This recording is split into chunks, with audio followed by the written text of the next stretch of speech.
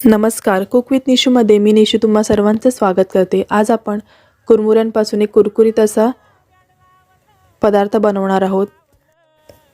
सर्वप्रथम तर इथे मी साधारणतः 4 ते 5 कप पूर्ण भरून इतके कुरमुरे घेतलेले आहेत। कुरमुरे आणि पोहे जेव्हा आपण कोणतेही चिवडा किंवा कोणतेही पदार्थ बनवतो तेव्हा कधीही चाळून घ्यायचे, जेणेकरून त्याच्यामधली जी पावडर असते ती निघून जाते। आता लो टू मीडियम फ्लेमवर कुरमुरे आपल्याला क्रिस्पी होईपर्यंत भाजून घ्यायचे आहेत।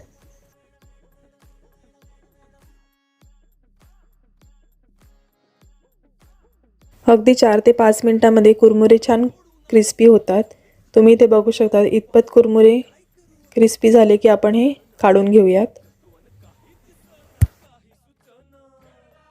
अगदी सहज कुरमुरे ते फुटतात, म्हणजे छान ते कुरकुरीत झालेत। आता आपण हे कुरमुरे एका प्लेटमध्ये काढून घेऊयात। आता त्याच कढईमध्ये मी साधारणतः इथे 1 ते 1.5 पळी इतकं तेल घेतलंय आणि त्यामध्ये मुठभर इतके शेंगदाणे तळून घेणार आहे। इथे शेंगदाण्यांचं प्रमाण तुम्ही तुमच्या आवडीनुसार कमी जास्त करू शकता।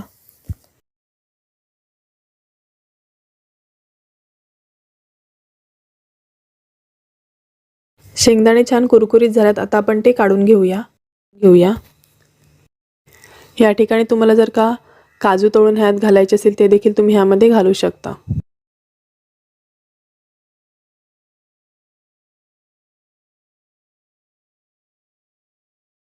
आता हे कुरमुरे ह्या मसाल्यामध्ये चांगले मिक्स करून घेऊयात।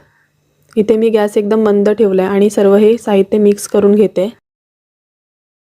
कुरमुरे आपण कुरकुरीत करून घेतल्यात, परंतु ह्या मसाल्यामध्ये मिक्स करताना थोडेफार ते कदाचित मऊ वगैरे पडू शकतात, त्यामुळे आपण अगदी मंद गॅसवर हे सर्व कुरमुरे आहेत ते व्यवस्थित मिक्स करून घेऊयात, जेणेकरून ते कुरकुरीतच राहतील।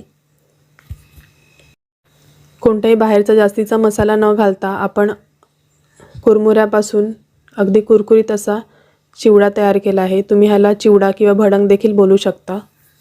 प्रत्येक भागामध्ये ह्याला वेगवेगळं नाव असू शकते किंवा करण्याची पद्धत देखील वेगळी असू शकते। आता हे सर्व मिक्स करून झाले। आता मी गॅसची फ्लेम आहे ती बंद करते आणि इथे चवीनुसार मीठ तसेच अगदी चमचाभर इतकी पिठी साखर घालते।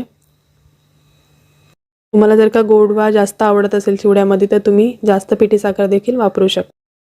कुरमुरे गरम असताना त्यामध्ये पिठी साखर आणि मीठ घातल्यामुळे ती व्यवस्थित चांगली सर्व कुरमुऱ्यांना लागते।